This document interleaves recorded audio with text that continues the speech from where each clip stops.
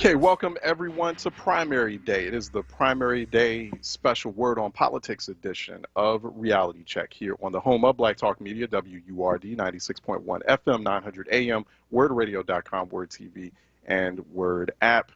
Welcome to our Word on Politics broadcast. It is Primary Tuesday here in Philadelphia, in Pennsylvania, throughout the entire state of Pennsylvania. You even got major local races that are happening, mayoral primaries that are happening in places like Harrisburg and also Pittsburgh as well. So, and then you've got major judicial races, major court races that are happening, for example, for state Supreme Court, also for Superior Court, Commonwealth Court. Please pay attention to those and vote on those as well. And then we've got the big major bellwether battleground to me. I mean, you know, especially when we've got so many national observers looking at it. That race taking place, the district attorney's race in Philadelphia, obviously that is the most high-profile race. That's what everyone is paying attention to. We will be talking about that and other races and really what turnout will be like. What will turnout be like, particularly in this Philadelphia DA's race in 2021. In 2017, the last time incumbent District Attorney Larry Krasner ran, the first time he ran and he won, he got 18%. Well, no, that was 18% Democratic primary turnout that we saw in that race, and that was actually substantially higher than the, I believe it was 10% from the cycle before, and that was still abysmal, by the way. It's just abysmal. I still to this day cannot understand why voter turnout rates in Philadelphia are so low for such crucial races. These are the positions, whether it's your district attorney and especially your judges in these various state and local courts, these are the positions that have the most direct impact on our lives. So, you know, considering the types of very direct and very problematic and negative experiences that we have, particularly as a Black community, with court systems and with prosecutors, you would think that there would be like 80–90% turnout, and I'm not joking, for elections like this, but apparently they're not, and so that's going to be the big question mark today. What will turnout be like? I'm already braced to get disappointed. I'm bracing for that, and that's just sad commentary on the state of things as far as civic and voter engagement in the city of Philadelphia. Hopefully that changes in future election cycles. But in the meantime, let's start off. We're going to kick off at the top of this 10 o'clock hour, our special Word on Politics coverage throughout the day. I'll be back on air later on this evening, about 7 p.m., for a special Word on Politics broadcast capturing these primaries with some analysis, doing a bit of post-mortem, looking at what happened in terms of turnout, what happened at the polls. We've got live on location coverage that's happening in about an hour. So we go into our special Word on Politics Laborers PAC Fund live broadcast with Ryan Boyer and also Ernest Owens and Tony Statton. So looking forward to that. They are live at Warm Daddies, which was formerly Green Soul. And so we'll all be talking and huddling and talking about what to look out for, what to pay attention to on this primary day here on May 18th. Phone lines are open, by the way, too, right now, 215-634-8065, 866-361-0900. Please feel free to call in and tell us what you are experiencing this morning as you are voting, have voted, or attempting to vote. What are you seeing at the polls? And maybe if you have a question for our guest right now, who is Lisa Dealey, Philadelphia City Commissioner. She's joining us by phone. For more information, and definitely one of those key websites you need to go to today is PhiladelphiaVotes.com or PhillyVotes.com, at PhillyVotes on social media. Commissioner Dealey, how are you doing? I'm doing good. How are you doing? All right, okay, hanging in there. Very, always an exciting day, an election day, whether it's a primary or a general. What does it look like to you? You know, what are you expecting in terms of turnout?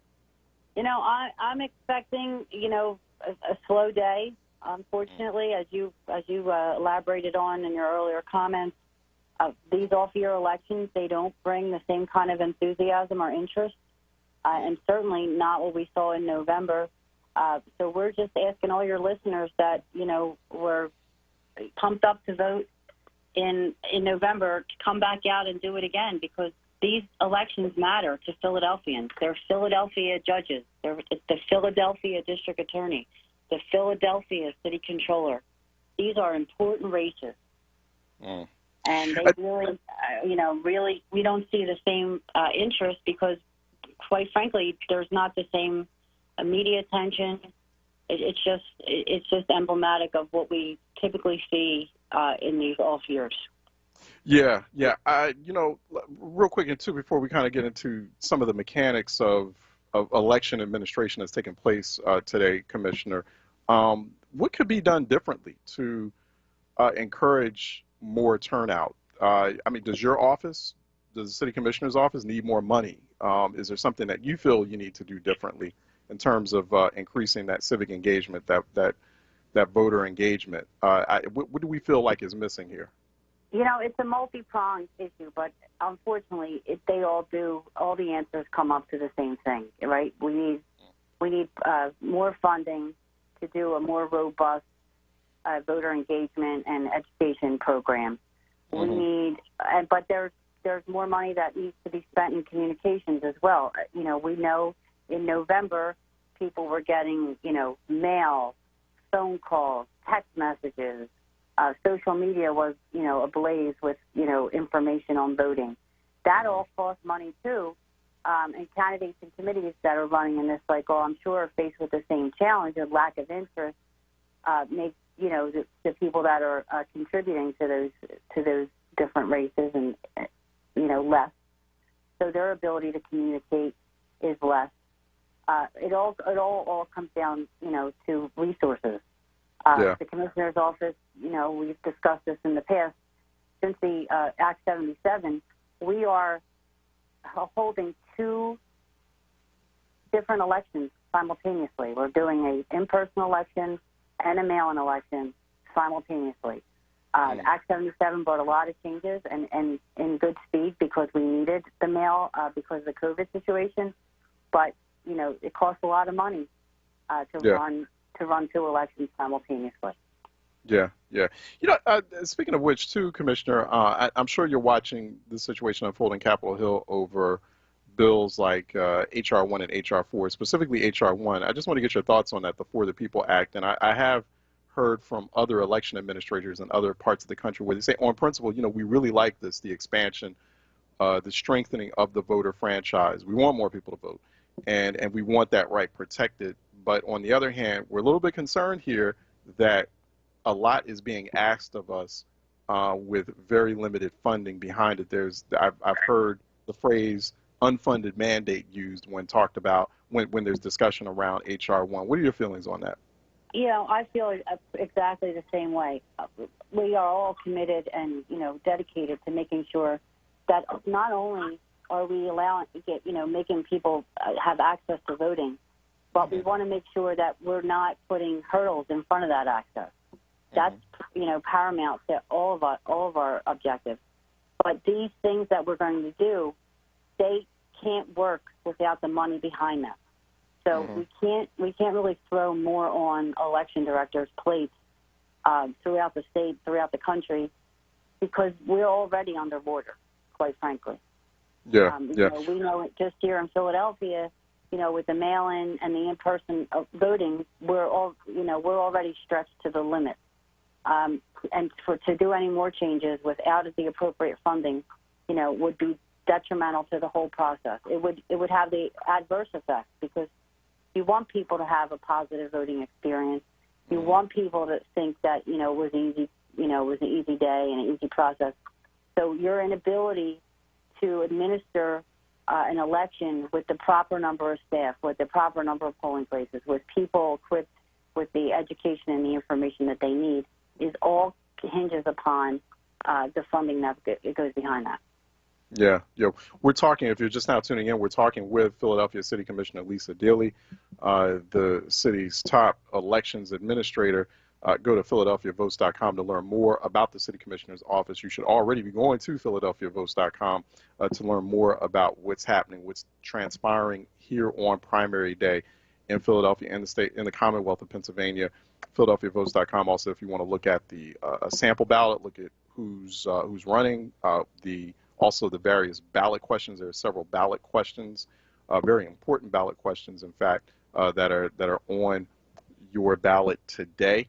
If you haven't already voted by mail-in ballot, so we're talking with her right now. If you have a question, 215-634-8065, 8663-610900. Commissioner, we do have a viewer on WURD TV, Diane Fassett, who's asking, why are there no drop-off boxes in West Philadelphia? Someone called in, I think earlier, probably in the previous program on Wake Up with WURD here on WURD, but apparently they were saying that there were no drop-off boxes in West Philly. Is that true? You know, again, it goes back to the same problem. So we have 14 boxes, permanent drop boxes that we stood up in November, and what we were able to do was just to open up those very same boxes. So with 14 boxes throughout the entire city of Philadelphia, there are more areas other than West Philly that don't have drop boxes, admittedly. We have 40 boxes ready to go. We just don't have the wherewithal to stand them up. We tried to supplement that as best we could. We had mobile drop-off events in areas of the city where we were missing drop boxes.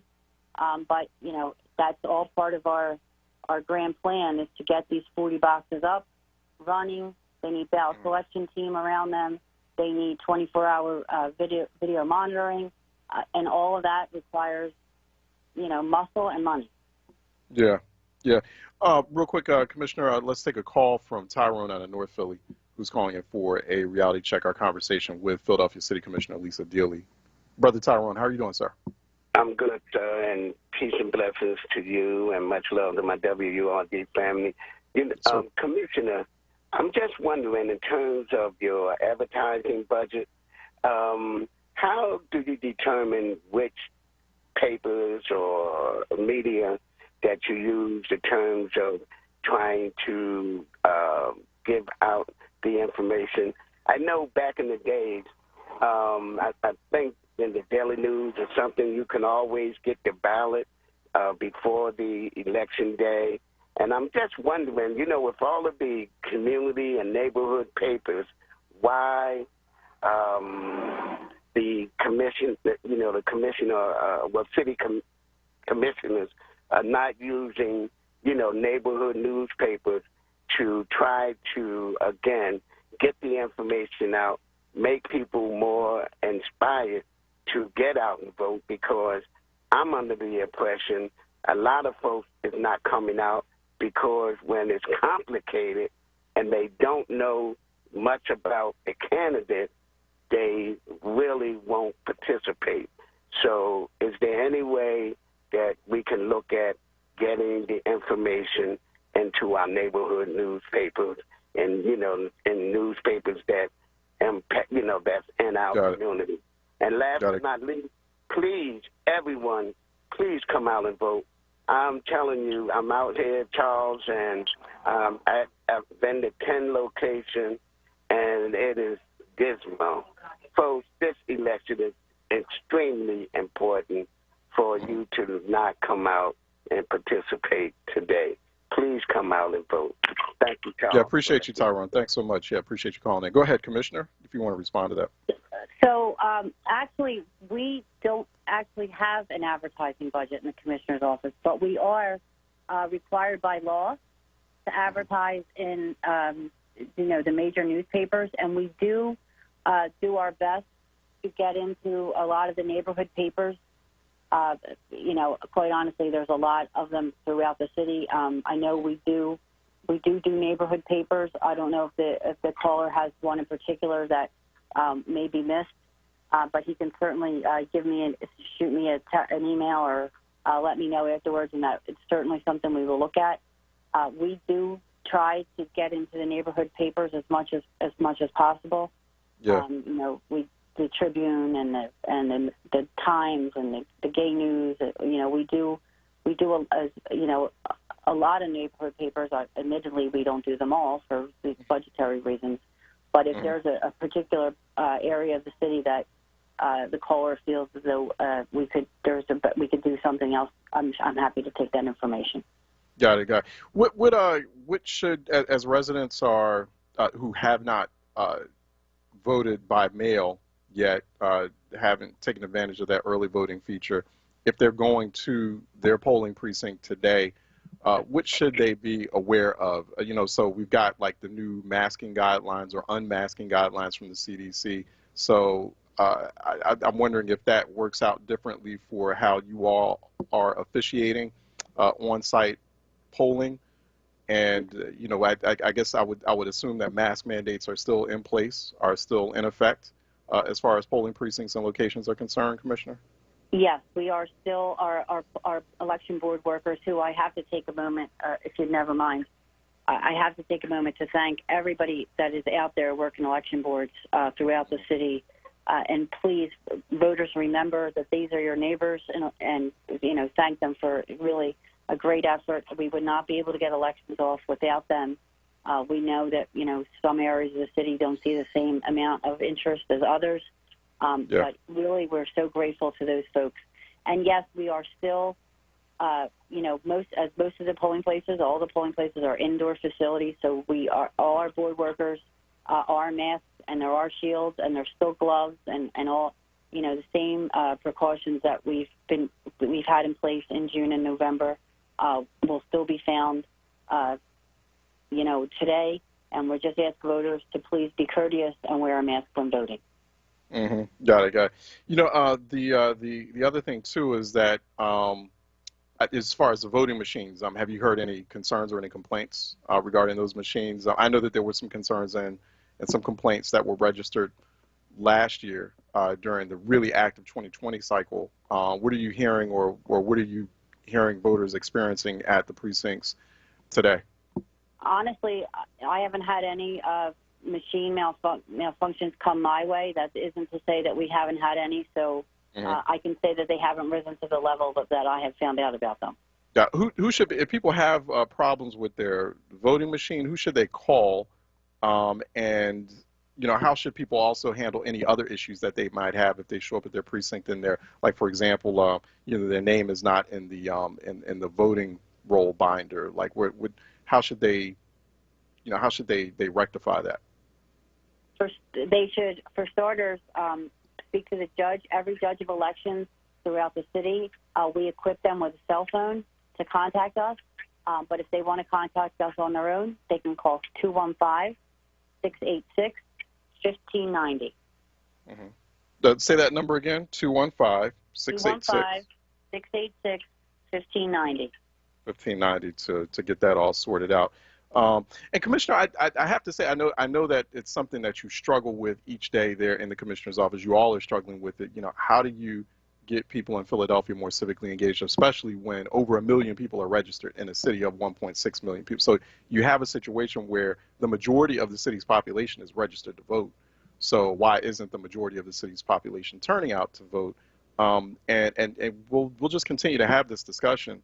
I just really feel that there's a big missed opportunity there to utilize the untapped resource of our young people. I don't know if that can be done through the Philadelphia Public Schools. I don't know how you all are pursuing that aggressively and using that in a really intentional and really ambitious and dramatic way. So one, you're raising up your next generation of voters, but two, you're encouraging the city. You're creating like new energy through young people, through like Gen Zers that are in the city, even as young as maybe 15, 16, even before they start voting.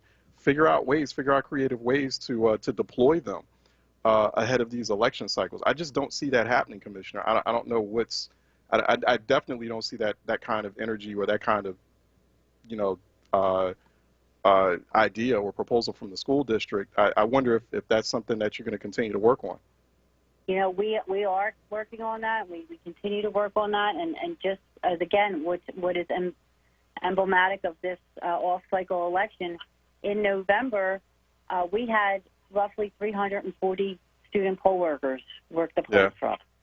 But what if you had today, workshops and seminars and all sorts of courses and classes all year round, every year? It doesn't matter if it's a cycle going on.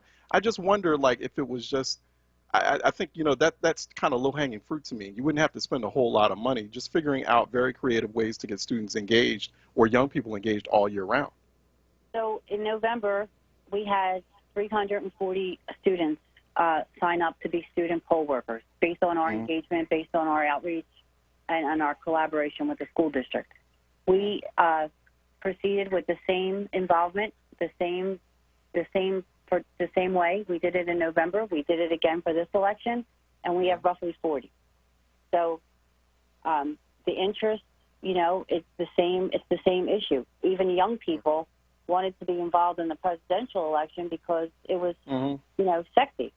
They don't want to do it this time. We prescribed the same methods that we used in November, which were, successful. 340, we would certainly love to see better, but 340. Yeah, I mean, there's thousands of young people. But can I say, like, why not create like a youth commissioner or something, that feature like some sort of committee of young people, and they're like playing, and they get to see kind of like how you all run or administer the city commissioner's office, how you run, not just become poll workers. I think poll workers are a big piece of it, but maybe start like a youth commissioner's effort or initiative or program, something that's just all year round that kind of keeps them plugged into what you all do on a daily basis.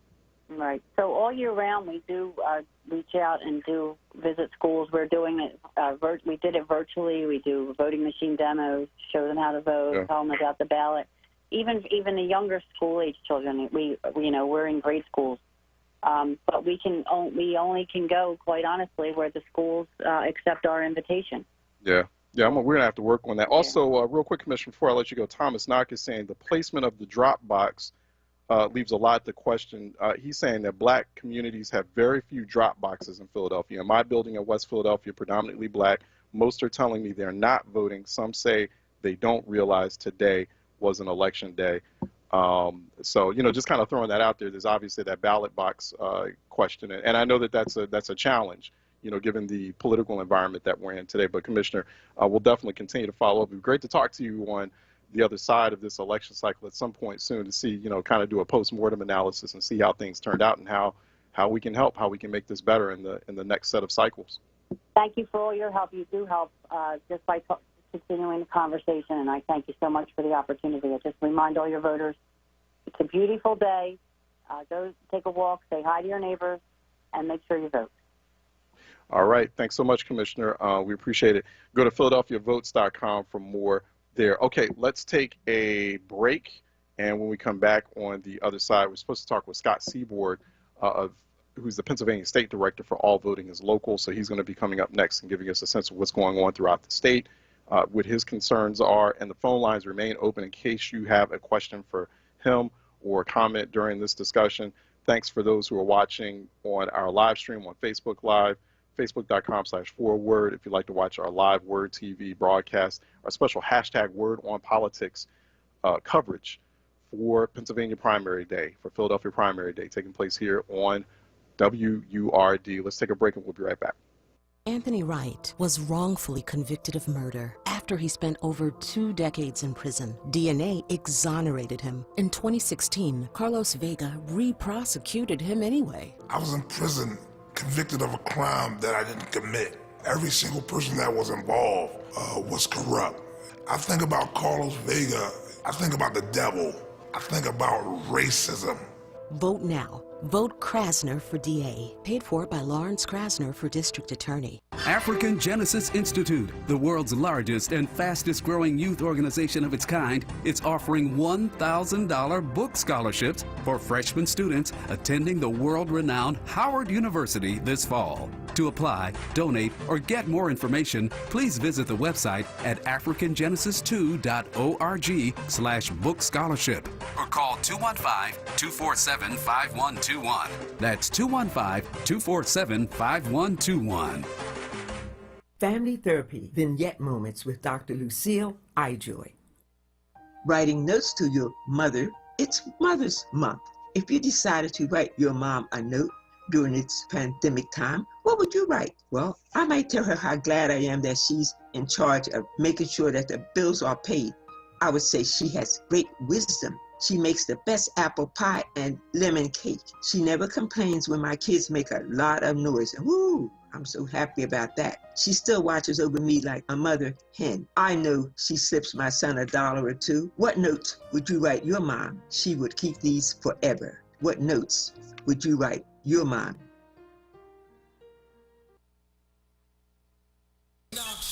Reality Check with Charles Ellison right now on WURD Radio and WURDradio.com. All right, hashtag Word on Politics, the place to go, particularly if you're on Twitter. If you're on Twitter, hashtag Word on Politics for some thoughts, analysis, also some resources that you can go to during the course of this special primary day in Pennsylvania.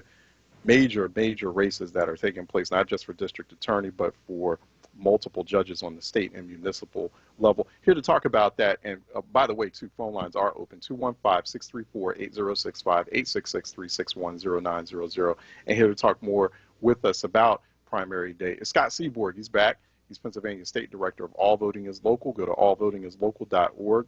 That is our partner for our voting rights threat assessment here on Reality Check WURD, hashtag voting rights threat report. So we've, and they've, Scott, really appreciate that too. You've supplied us with a steady stream of experts, activists, advocates on the ground in multiple states where we've had a lot of voter suppression activity.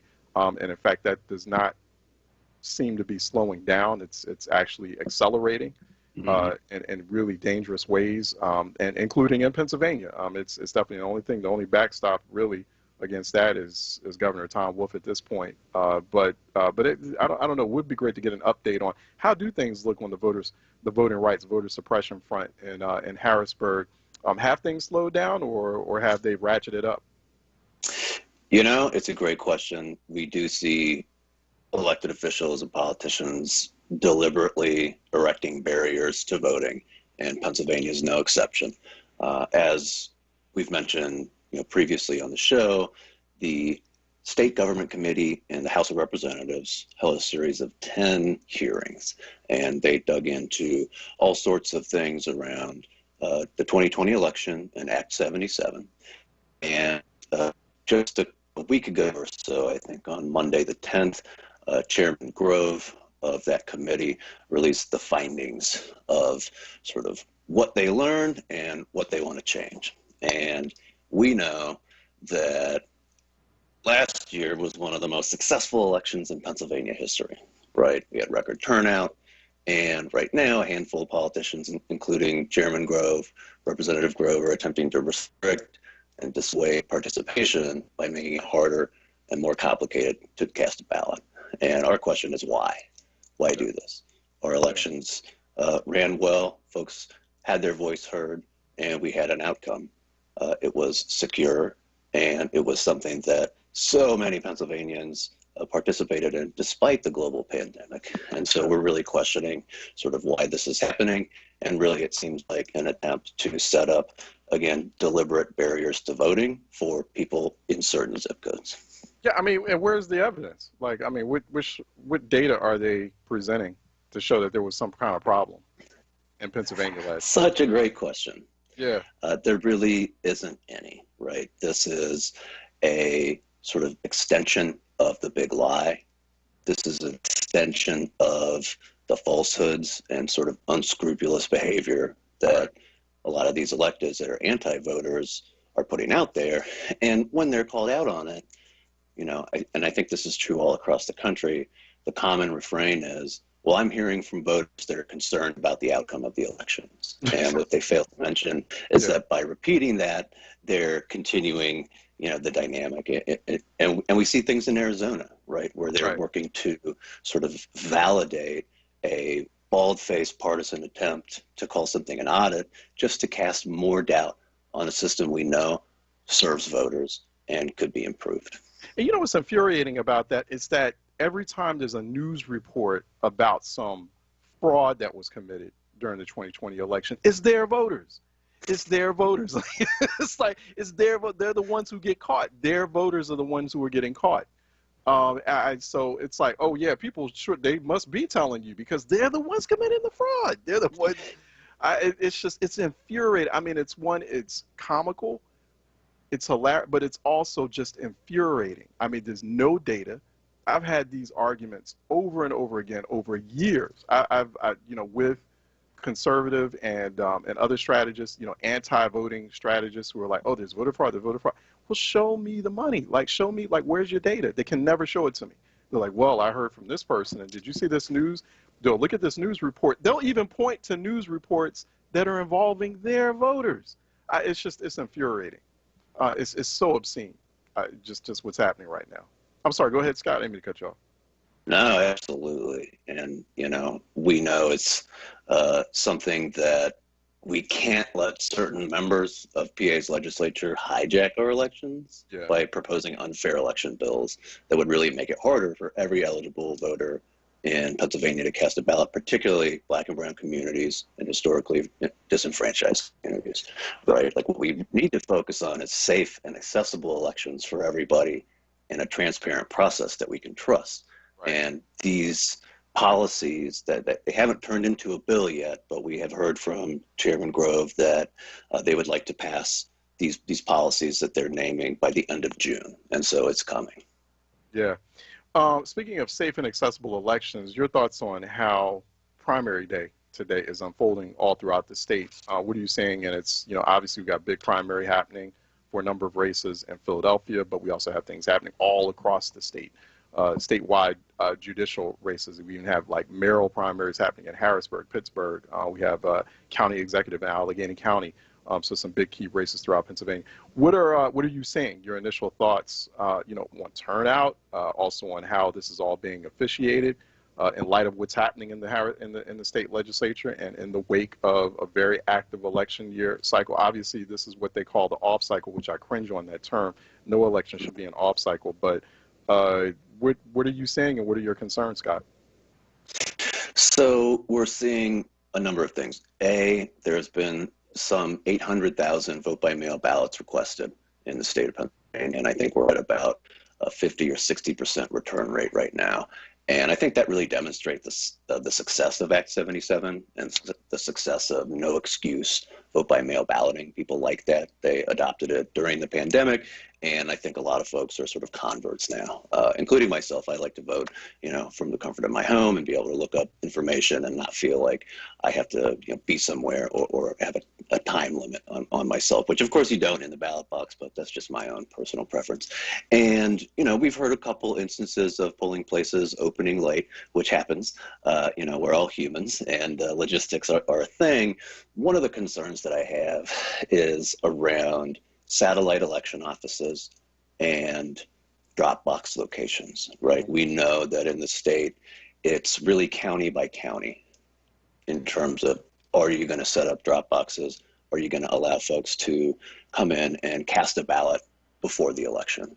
Right. We know that vote-by-mail ballots are overwhelmingly requested by white voters, right? And so while voting is local and myself, we think it's really important to set these satellite voting locations up to allow voters to sort of, meet voters where they are, really, and allow them to express their voice in a way that's consistent with how they have to live their life. Not everybody has childcare. Not everybody can, take time off on a very specific day and a specific time window to go and cast that ballot. Right. And so I think one of the concerns is, for county election officials that are really doing a great job pulling this off, they need more resources from the state. Right. Yeah. We can't expect counties to do everything to meet voters where they are and expand access and expand the freedom to vote if the state's not willing to pony up the resources to make that happen. I will just also say that these, non-federal elections are just so important. No matter what local issue you focus on, no matter what local issue affects your life, it's so important to get out and cast your ballot. And so get to those in-person polling places by 8 p.m. tonight. You can find it at vote.pa. That's just vote.pa. You can find ballot boxes, in-person polling sites, and other information on your county election officials. If people are running into issues like, for example, I've had some voters point out in Philadelphia point out that they're concerned by what they perceive as a lack of ballot boxes in Philadelphia, particularly in some of the blacker parts of the city, the parts where there are higher concentrations of black residents, black voters.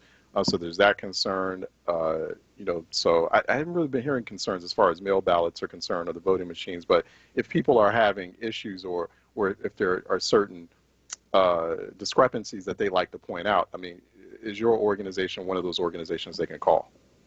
Absolutely, absolutely. And so you can find us at Voting is Local on Twitter or allvotingislocal.org.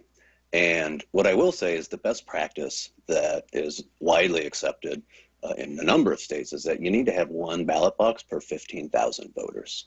So we've got like 13, and I think one location at the county election office, but 1 point however million divided by 13 does not come out to 15,000 voters. And so, from our perspective, it's really important to not only use sort of like ethical mapping software that accounts for things like racial demographics and equal access to ballots for all voters of all types and all skin colors, as well as really increase the number of ballot boxes that are out there to meet the needs of voters. And I think the same is true for satellite election offices. We got to meet voters where they are. Folks have a lot of stuff going on in their lives, and we need to expand the access and freedom to cast their ballot in a way that makes sense for them. Yeah, make it easier. So, which makes these voter suppression efforts so obvious. How do we, Scott? For election cycles like the one that's happening now, and these big judicial races like Pennsylvania State Supreme Court, that's a big deal. That's a big deal. Especially given what happened last year during the 2020 election and the role that the Pennsylvania State Supreme Court played in that, or the role that the Pennsylvania State Supreme Court played just recently in picking a chair for the state's redistricting committee. I mean, it's just, and then not to even mention, right? I mean, this big reckoning moment that we're in on issues like police reform, police accountability, police violence, and so people are going to look to the courts as a vehicle, as a prime vehicle towards that accountability, right? And so, but people just don't know enough about these races. If anything at all, the voter turnout is low. Your thoughts on how we change that? There's a lot of research on the best way to approach voters around these issues. And, let's sort of be real here. Voting is kind of boring. It's kind of like civics class in middle school. Unless you're kind of that type of nerd, maybe you don't get super excited about it, especially if there's not a presidential election on the ballot, right? And that's okay. It doesn't have to be the most exciting thing in the world. But what isn't boring are the issues that are represented on that ballot box, right? And so in terms of the, Supreme Court, in terms of, for example, the Philadelphia district attorney race, if you have strong feelings about criminal justice reform, about police reform and accountability, about the environment and what types of polluting industries are allowed to be next to your community, voting for these hyper-local and statewide elections could not be more vital, right? And so I think the real challenge is to connect something that sort of takes some time and effort and maybe isn't as exciting as, the new TV show that's streaming on whatever service, and connect that with the issues that people see and I see and you see in your community every single day, right? And so whether that's the environment, whether that's gun violence, whether that's the potholes on the streets, all of these elections add up to the fabric of our civic society. And if you're not making your voice heard, it's harming your community's ability to get what it needs to thrive and survive. Yeah. Maybe we need to do something like in Ohio, the Ohio governor, with their vaccination effort there, create like a $1 million lottery. Maybe those types of incentives might work. Maybe you need to do the same thing for primary days, for election days. Just say, hey, we've got the state lottery will dole out prizes, like actual monetary prizes, but you got to vote in order to essentially apply for that. And, you know, the same thing. I don't know. I have not followed up to see whether or not that effort's been successful in Ohio in terms of increasing their vaccination rate. But I know there was a lot of excitement around it. Hey, I think it's a brilliant idea. You know, Governor DeWine definitely sort of hit a home run on that one. Yeah. And that would definitely make elections more exciting. I can tell you that right now. You know, I think one of the other pieces is the power that communities have for voting, right? Time after time again, if you see these sort of interest groups, whether they be religious or political, faith communities, issue-based, people get really excited about these issues and find their power at the ballot box. And, you know, it's not an overnight situation, but we have strength in numbers, right? We have strength in numbers, and we get to choose our government. And so really appreciating the power that sort of streams out of that vote and making your voice heard, I think is an important step to making voting more exciting and more engaging for all kinds of voters. Yeah, I feel like, you know, we got a lot of work to do in becoming much more creative in how we figure out how to, you know, increase, especially during what we call these off cycles, right? You know, what are some ways, and that idea about kind of coming up with some sort of lottery system. I actually kind of picked that up from the Philadelphia Citizen. They did something like that, I believe, a few cycles ago, where it was like this, you know, this surprise, like $50,000 prize for a random voter in Philadelphia. And somebody actually won, like, I think they did this once or twice, and someone had actually won. So just imagine if, like, kind of you bake that into the voting process officially throughout the state, or in a city like Philadelphia, you might have a lot more engagement, particularly if it's official and if it's the election administrators who are putting that all together. But no, it's something to think about. Scott, I really appreciate you as always. Appreciate the work that you're doing in Pennsylvania. We've been talking with Scott Seaboard, All Voting is Local, Pennsylvania State Director. Go to allvotingislocal.org, the partners for our voting rights threat assessment here on Reality Check WURD. Scott, be safe out there, and we'll talk to you again on the other side. Yeah, grateful for the time. Thanks so much, Charles. All right, take care. All right, let's take a break. When we come back, phone lines remain open at 215-634-8065, 866-361-0900. And let's take a break, and we'll be right back. Dr. Ken Scott, president of the Beach Foundation, is reminding all minority high school seniors and current students that will be attending Community College of Philadelphia, Cheney, Lincoln, and Temple universities can apply for the annual Beach Scholarship. The deadline has been extended to the end of May. Apply online at beachcompanies.com and look for the scholarship tab. Hi, this is Reverend Thaddeus Kirkland, Mayor of the City of Chester. I'm asking you for your support to re-elect councilpersons William L. Jacobs and Portia West to the Chester City Council. These endorsed Democrats have a track record of success, from business development to job creation to COVID vaccinations and more. Jacobs and West have been there for the people of Chester, and now you can be there for them. So on Tuesday, May 18th, push buttons 48 and 50 for Jacobs and West. Let's keep the progress going in Chester. Vote for William L. Jacobs and Portia West. Teamwork makes the dream work. Paid for by the Chester City Democratic Committee. In Philadelphia, everyone is reading this year's free library One Book, One Philadelphia featured selection, The Tradition. Jericho Brown's 2020 Pulitzer Prize-winning poetry collection weaves national history with the deeply personal. Youth companion selections include The Poet X by Elizabeth Acevedo and Hey Black Child by Useni Eugene Perkins and Brian Collier. One Book, One Philadelphia features 8 weeks of programming through June 9th. Visit freelibrary.org/onebook for the full calendar of online events. The WURD Radio newsletter, keeping you informed, engaged, and connected. Sign up by visiting wordradio.com. Scroll to the bottom of the page and type your email address under Connect with Us. You'll receive the latest information on WURD Radio, messages from our president and CEO, Sarah Lomax Reese, exclusive articles and multimedia content, and resources. Stay informed with the WURD Radio newsletter.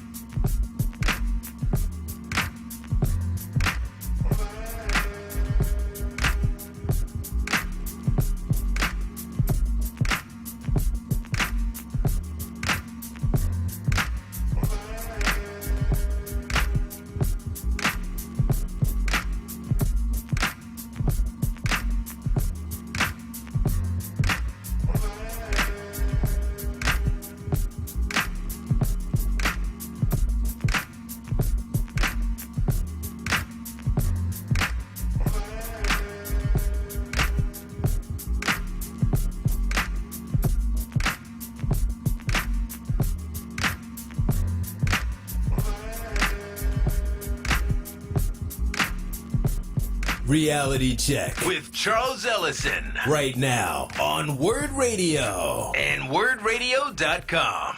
All right, we don't have to stop. We can just keep it right there, right there. So didn't even need to come back to the show. So always have an appetite for a bit of the legendary Jay Dilla. That's that track that you just heard from Slum Village up in Detroit. So some fantastic lyricists. I don't think they're not up to much these days. Jay Dilla actually, unfortunately, passed away, I think about 10 years ago. Yeah, so, but one of the greatest DJs and beat producers ever. So you should check him out when you get a chance. So I just love that. You just heard like a taste of that, a sample of that. We could have just kept going until we got into our special Labor's PAC Council broadcast that's coming up very shortly at 11 a.m. Here on WURD. So we got the Labor's PAC Fund. We got Ryan Boyer, Ernest Owens, Tony Staton. They'll be joining myself. We'll be doing a live broadcast from 11 a.m. to 2 p.m. So that's coming up next. And so keep WURD locked in. Obviously, if you want to hear anything and everything about today's primary that's happening throughout the state, throughout the city, lots of important races to pay attention to. If you have not voted yet, if you were on the fence about getting out there to vote, you've got plenty of time. You've got between now and 8 p.m. tonight. So definitely in the meantime, you can listen in here on WURD. You get lots of information and also lots of conversation and analysis on what's going to happen on the ground. That's the big question for today. What will turnout be like? And obviously people are watching or paying a lot of attention to, at least people who know that an election is taking place today. People are watching the Philadelphia DA's race, and we had a major debate that took place last week with both of those candidates in the Democratic primary.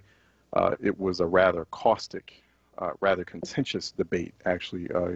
It felt deeply personal between both of the candidates. So that's obviously, we're expecting that same kind of energy, that same kind of animus throughout the day as the candidates go and kind of race to the finish line by tonight at 8 p.m. So it will be very interesting to watch. We'd love to hear your thoughts, your experiences. 215-634-8065, 866-361-0900.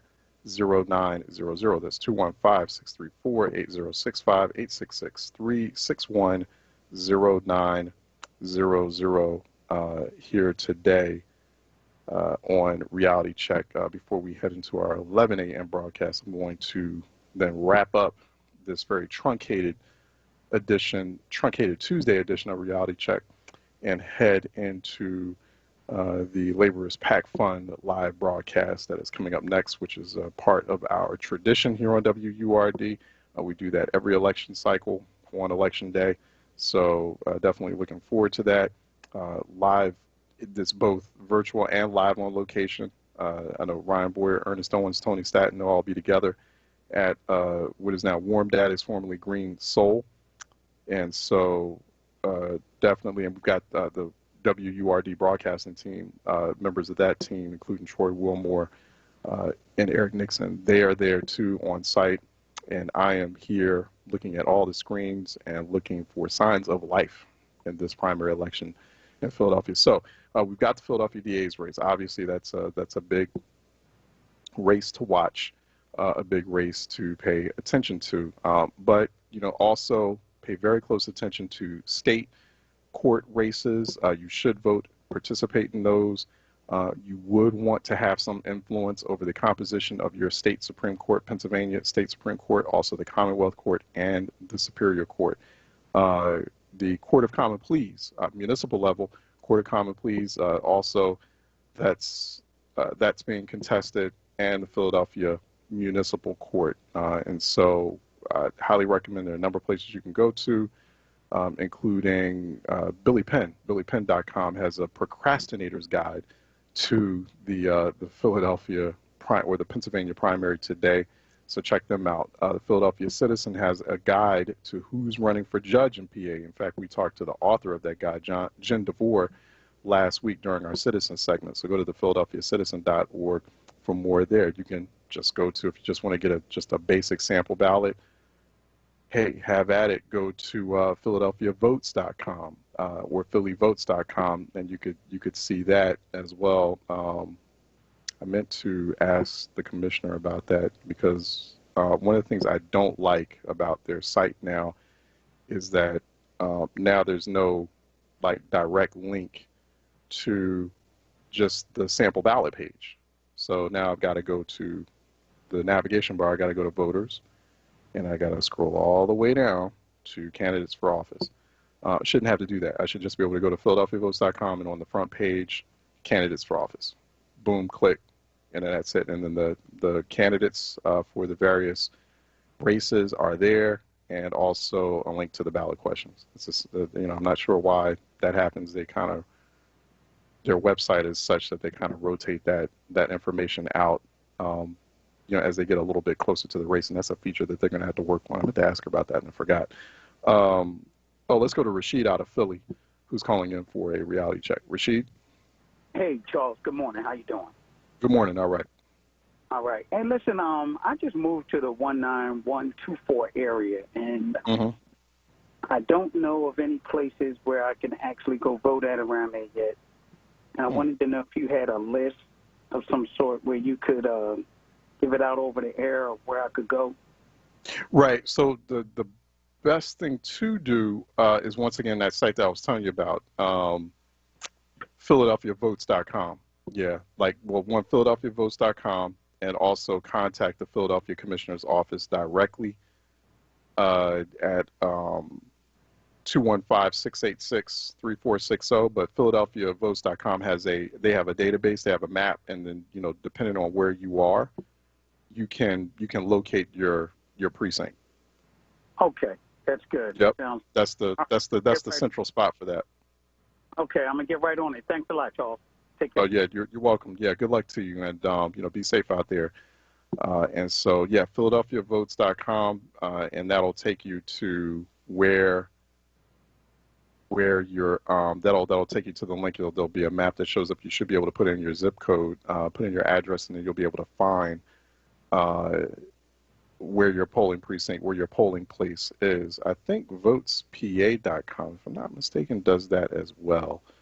If I'm not mistaken. So that's something to also, I'm looking at voting at a polling place. Okay, if you go to votespa.com, then voting in PA, where is my polling place? So if you're still listening in, Rashid or anyone else, you can go to votespa.com.